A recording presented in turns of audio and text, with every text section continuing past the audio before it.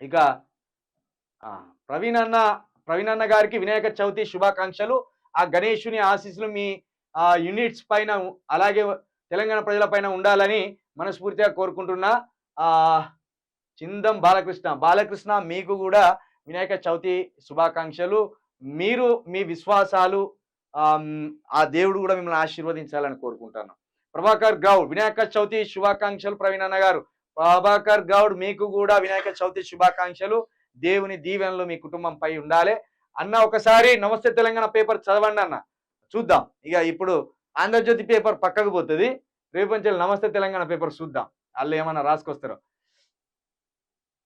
చిల్కా ప్రవీణ్ గారు ఎప్పుడు రేవంత్ రెడ్డి మీద ఏడు చూడు మానేచి ప్రజలకు మంచి చేసే చెప్పు, నువ్వు జర్నలిస్టు రోడ్ల మీద తిరిగేవాడి కాదు, మంచి చెడు ప్రజలకు చెప్పు ముందు.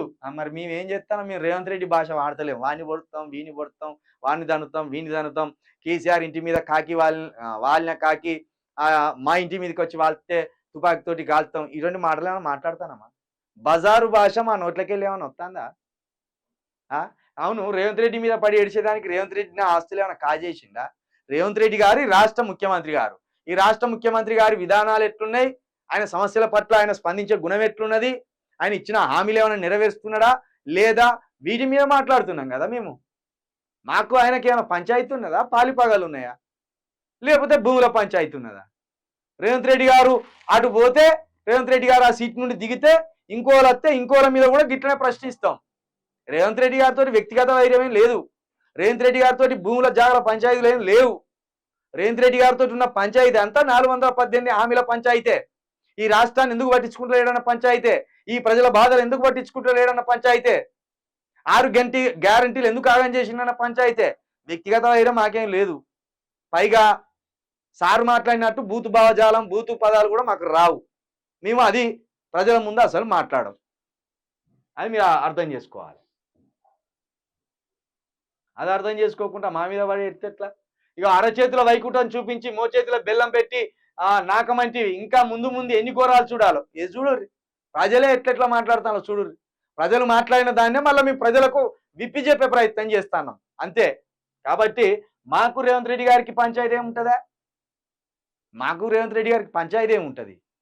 అరే ఇచ్చిన హామీలను నెరవేర్చవయ్యా అని అడుగుతున్నాం అంతే.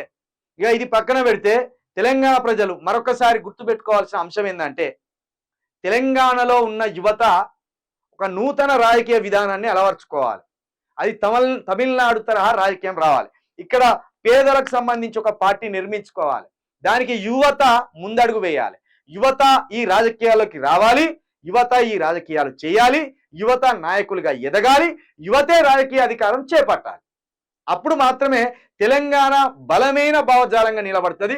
లేకపోతే రేవంత్ రెడ్డి లాంటి వాళ్ళు నాయకులైతే రాజీవ్ గాంధీ లాంటి విగ్రహాలు తీసుకొచ్చి సెక్రటరియట్ ముందర పెట్టి మనల్ని వీళ్ళే మహనీయులని స్మరించుకోండి అని పూజించండి అని చెప్తారు. కాబట్టి తెలంగాణ రాజకీయాలను మార్చడానికి, తెలంగాణలో రాజకీయాలకు ఒక నూతన శకాన్ని ఆరంభించడానికి యువతరాన్ని ముందుకు రావాలని కోరుతూ, మాతోటి కలిసి నడవాలని, తెలంగాణ ప్రొటెక్షన్ ఫోర్స్ లో మీరు భాగస్వామ్యం కావాలని, తెలంగాణ ప్రొటెక్షన్ ఫోర్స్ లో మీరు చేరాలనుకుంటే 9704642961 9704642961 ఈ నెంబర్కి మీ డీటెయిల్స్ పంపండి.